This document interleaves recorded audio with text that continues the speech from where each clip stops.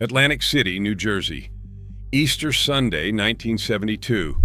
A little after 3 in the morning, the most famous black nightclub on the entire East Coast is packed wall to wall. 600 people inside.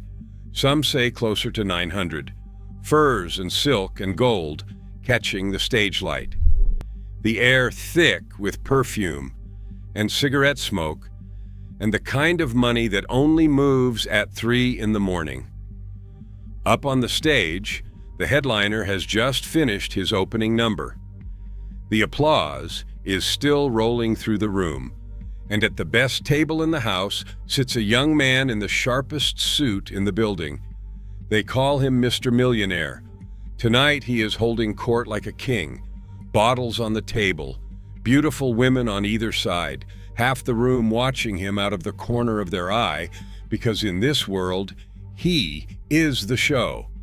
Bigger than the singer, bigger than the club. He has about 60 seconds left to live, because 4 men have just walked through the door, and they are moving through that crowd of hundreds straight toward his table. What happens in the next minute will leave 5 people dead and more than 20 bleeding on the floor of that nightclub. It will become one of the most public assassinations in the history of the American underworld. And here is the part that should stop you cold. Nearly 1,000 people are about to watch a man get murdered in front of their eyes, and not one of them will ever say a word. His name was Tyrone Palmer. And to understand why 4 men walked into a packed nightclub on Easter Sunday to put a bullet in his face, and why an entire city went blind to protect his killer, you have to go back. Back before the silk suits. Back to a young man out of Philadelphia who climbed higher and faster than almost anyone the city had ever seen. Let's start with the name, Mr. Millionaire. In a world full of nicknames built on fear, the killers, the bosses, the untouchables, this man's whole reputation was built on one thing: money. Spectacular, undeniable, in-your-face money. They didn't call him Mr. Millionaire because it sounded good. They called him that because that is exactly what the streets believed he was.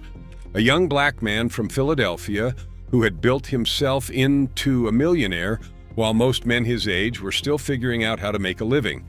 He was young, he was sharp, and he was flashy in a way that demanded attention. The suits, the jewelry, the cars, the tables at the best clubs from Philadelphia to Atlantic City. While other men in his line of work hid in the shadows and prayed to stay invisible, Tyrone Palmer did the opposite. He wanted you to see him. He wanted you to know exactly who had just walked into the room. And in the early 1970s, that flash was backed by something very real. Tyrone Palmer was the primary connection in the Philadelphia region for one of the most powerful suppliers America has ever produced. His name was Frank Matthews. Now, if you know this channel, you know that name. Frank Matthews, the Black Caesar. The North Carolina chicken thief who came north and built a supply network that stretched across the entire East Coast, a man the federal government would say controlled the cutting, packaging, and a sale of product in every major city on the seaboard. By 1972, Matthews was personally pulling in an estimated $10 million in a single year, the equivalent of well over $70 million in today's money. And Matthews wasn't just rich, he was trying to change the entire game. In 1971, he called together major black and Hispanic operators from across the country for a summit in Atlanta. The next year, he did it again in Las Vegas. The purpose of those meetings was nothing short of revolutionary for that world. Matthews wanted to break the stranglehold the Italian crime families had held over the supply for decades, to cut out the old middlemen entirely and build an independent network, run by and for the people who had always been forced to buy from the top down. It was, in its own dark way, an empire-building project, and it ran on the loyalty of the men he trusted in each city. And Tyrone Palmer was his man in the field. Think about what that meant. The supply flowing down from Matthews didn't just appear on Philadelphia's corners by magic. It moved through people, trusted people, people with the nerve to handle enormous weight and enormous money without folding, without skimming, without getting caught. Palmer was one of those people, the primary contact tying the New York supply to the Philadelphia streets. That is how a young man becomes Mr. Millionaire, not by selling on a corner, by becoming the door that everything else has to pass through. And for a while, business was beautiful. But here is the bitter irony sitting underneath this whole story. Frank Matthews didn't only supply Tyrone Palmer, he also fed product into Philadelphia through another channel entirely. A smooth, connected operator named Major Coxon, a man this channel has covered before, who in turn supplied the very organization that would one day become Palmer's killers. Read that again, because it is the heart of the tragedy. The same supplier at the top fed both the man who would die and the men who would kill him. Tyrone Palmer and the Black Mafia were, in a sense, drinking from the same well. They just couldn't both keep drinking from it forever. But here's the thing about standing in a doorway that valuable. Eventually, somebody else decides they want to stand there instead. And in Philadelphia, in the early 1970s, the people who wanted it were the most feared organization the city had ever produced, the Black Mafia. You have to understand what this group was, because they are the shadow over this entire story. The Black Mafia rose up out of South Philadelphia in the late 1960s. It started small, a tight collective of men holding up neighborhood dice games and moving into the local rackets. But within a few short years, it grew into something the Philadelphia Inquirer would describe in terms usually reserved for an army. A real crime cartel, the paper said, chains of command, enforcers, soldiers, financiers, regular business meetings, assigned territories, a war chest to bankroll its operations and buy the best lawyers in the city. They specialized in three things: narcotics, extortion, and murder, and they were savage in a way that even hardened observers struggled to describe. In one infamous robbery of a furniture store, members of the group brutalized the employees, set fires to cover their tracks, and on their way out the door, deliberately stepped on the body of one of their victims. The Philadelphia Police Commissioner, a man who had seen everything the city could produce, called it the single most vicious crime he had ever come across.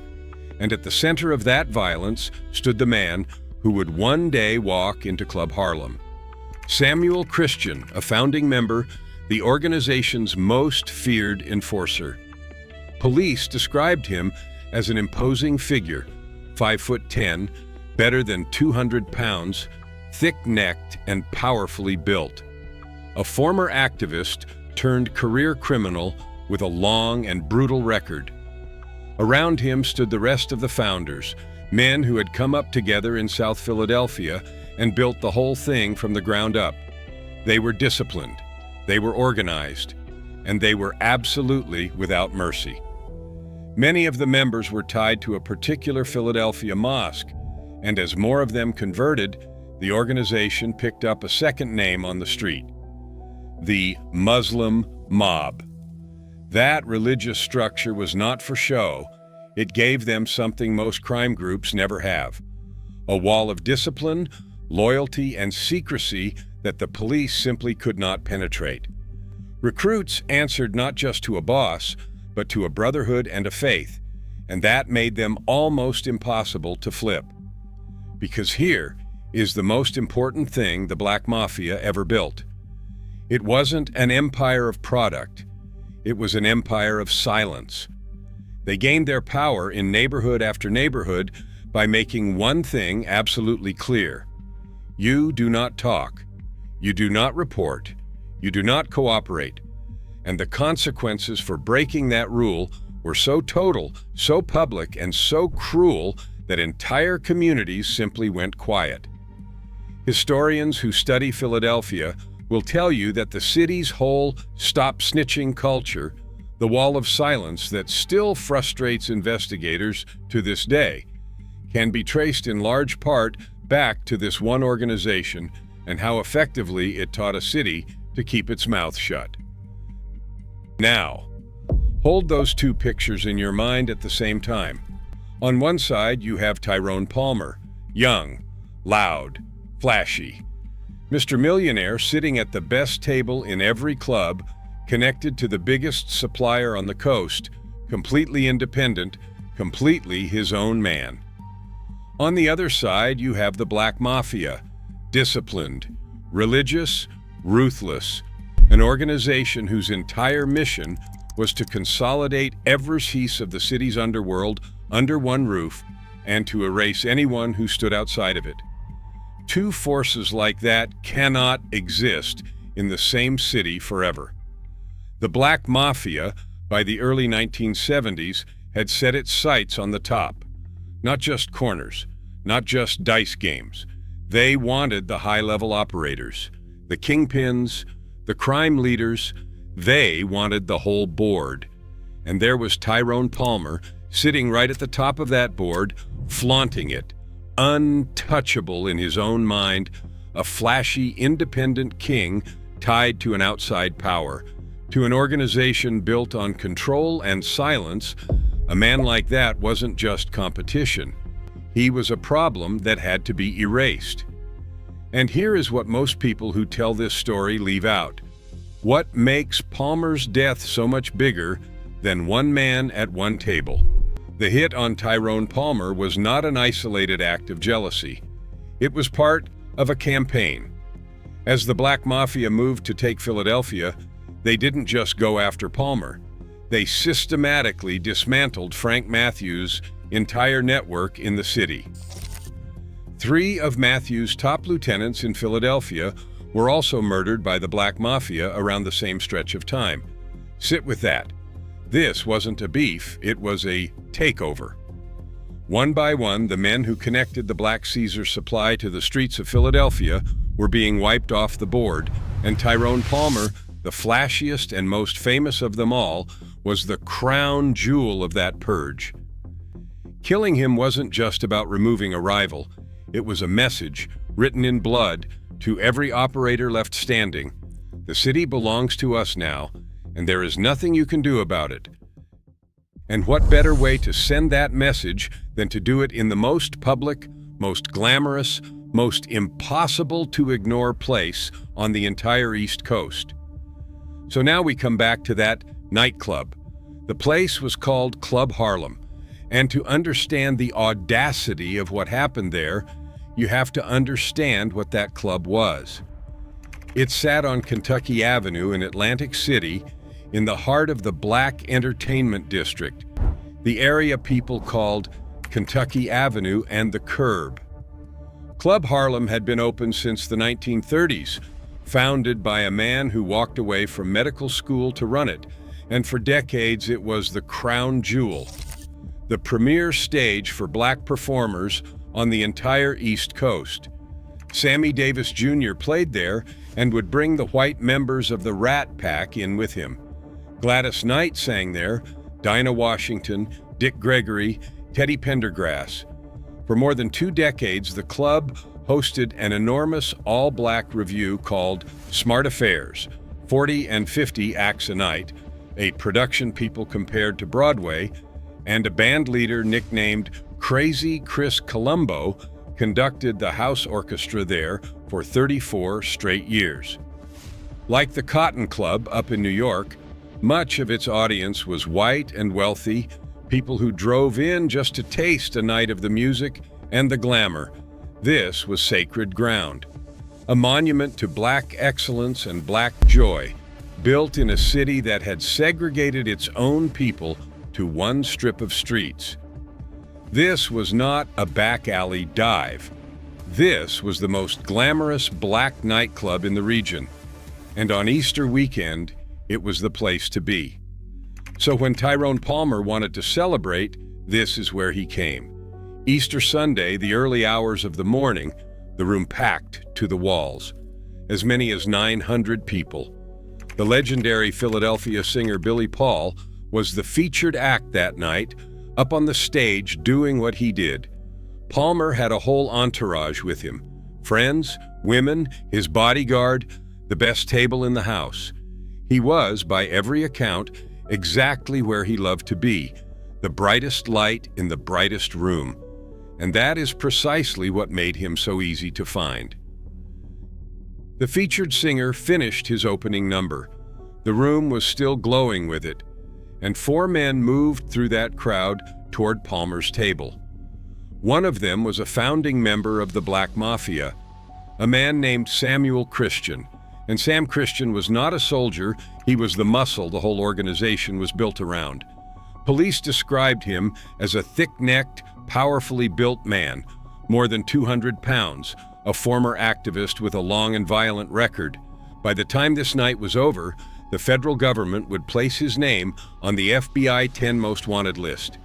He walked up to the most famous independent kingpin in the region, in front of hundreds of witnesses, and he shot Tyrone Palmer in the face, in plain view of the entire room. And then the club exploded, because you do not fire a gun into a crowd of nearly 1,000 people and have it end with one body. The shooting erupted into a full melee, gunfire, panic, hundreds of people in furs and silk suddenly crawling over each other to get to the doors. When it was over, the floor of the most glamorous black nightclub on the East Coast was covered in blood. 5 people were dead: Tyrone Palmer, his bodyguard, and 3 women caught in the chaos who had simply come out to enjoy an Easter show. More than 20 others were wounded. It was, by any measure, a massacre, a public execution that spilled over and swallowed innocent people whole. The kind of crime that should have produced a courtroom packed with witnesses, an airtight case, and a killer behind bars within the year. It produced none of that. And this is where the story becomes something more than just another gangland hit. Because what happened after the shooting is the most disturbing part of all. The police had everything investigators dream of: a murder committed under stage lights, a room full of people who had watched it happen with their own eyes. Not 1 or 2 witnesses, not a dozen. By the count that has come down through the decades, there were 799 potential witnesses to this crime. 799. And not a single one of them came forward. Sit with that number. Nearly 800 people watched a man get shot in the face. They watched 5 people die. They felt the bullets going past them. Many of them surely knew exactly who had walked in and done it. And every last one of them looked the police in the eye and said they saw nothing. That is not a coincidence. That is not fear of one man. That is the wall the Black Mafia had spent years building, working exactly the way it was designed to work. An entire room of people choosing silence over justice because everyone in that room understood the price of the alternative. No one was ever prosecuted for the Club Harlem massacre. Read that again. 5 people murdered, more than 20 wounded, nearly 1,000 witnesses, and no one was ever convicted. And that wasn't a one-time failure. It was the rule. The wall of silence the Black Mafia built was so effective that for years, law enforcement could barely lay a finger on them through ordinary means. When the government finally did start bringing cases, it wasn't because witnesses found their courage. It was because investigators went around the witnesses entirely, sitting on the organization's phone lines for weeks at a time, building cases out of the members' own recorded words, because that was the only evidence that silence couldn't bury. That is how total the fear was. The streets had been trained so well that the police had to stop asking people what they saw and start listening to the killers talk to each other. And the terror didn't stop with rival kingpins. A few years after Club Harlem, the organization was suspected in the killing of a woman named Tasmaya Lang, the manager and girlfriend of the legendary Philadelphia soul singer Teddy Pendergrass, shot dead on the doorstep of her own home. That murder, too, went unsolved, because that is what this machine did. It didn't just kill its enemies, it killed the truth around them every single time. Sam Christian, the man the FBI hunted, the man placed on the 10 most wanted list, the prime suspect in this killing, and later in another infamous Philadelphia area murder you may know from this channel, was never convicted for the death of Tyrone Palmer. The case, like so many touched by that organization, collapsed under the weight of all that silence. There simply wasn't enough that anyone was willing to say out loud. Christian lived for decades after that Easter morning. He died, a free man, in 2016. Think about the full shape of that. A young millionaire is executed in front of nearly 1,000 people. And the man accused of pulling the trigger outlives him by 44 years and dies in his bed. That is the power of silence. That is what the Black Mafia actually built. Not a product empire, those rise and fall. They built something more permanent. They built the certainty that no matter what you saw, no matter how many people saw it with you, the safest thing you could ever do was forget. The ripples went out for years. Frank Matthews, the supplier at the top of it all, the Black Caesar himself, was already feeling the walls close in. Later that same year, the law got authority to tap his phone lines and caught him on tape discussing his business. By 1973, he was under indictment, and rather than face it, he vanished. To this day, no one knows what became of him. The most powerful black supplier in America simply disappeared off the face of the earth, and the network that men like Tyrone Palmer had served began to come apart. And Club Harlem, the glittering crown jewel where it all happened, never really recovered either. The killing cast a shadow over the place that it could not shake. Business dropped off. As the casinos rose on the Atlantic City boardwalk through the late 1970s and 80s, the old club bled customers, and by the middle of the 1980s, it was sold off for a fraction of its worth and shuttered for good. A few years later, the building was torn down completely.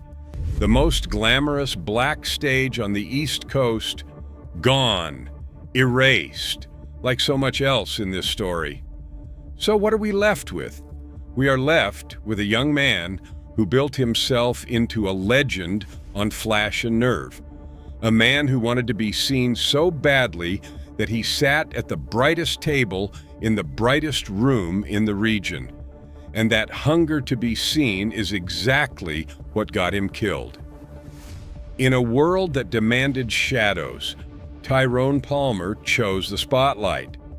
And the organization that ran on darkness could not allow that light to keep shining. But the real lesson of his story isn't about him. It's about the 799, because the most powerful thing in this entire story was never the product, or the money, or even the gun. It was the silence. A man called Mr. Millionaire was murdered in the most public way imaginable, in front of nearly 1,000 of his own people. And the wall of silence around his death was so complete that his killer walked free for the rest of his natural life. That is what fear does to a community. It doesn't just kill the man at the table, it kills the truth in everyone watching. Tyrone Palmer wanted more than anything to be remembered, to be seen. And in the cruelest twist of all, he got his wish. The whole region remembers Mr. Millionaire and the Easter Sunday massacre at Club Harlem. They just made very, very sure they never remembered who did it.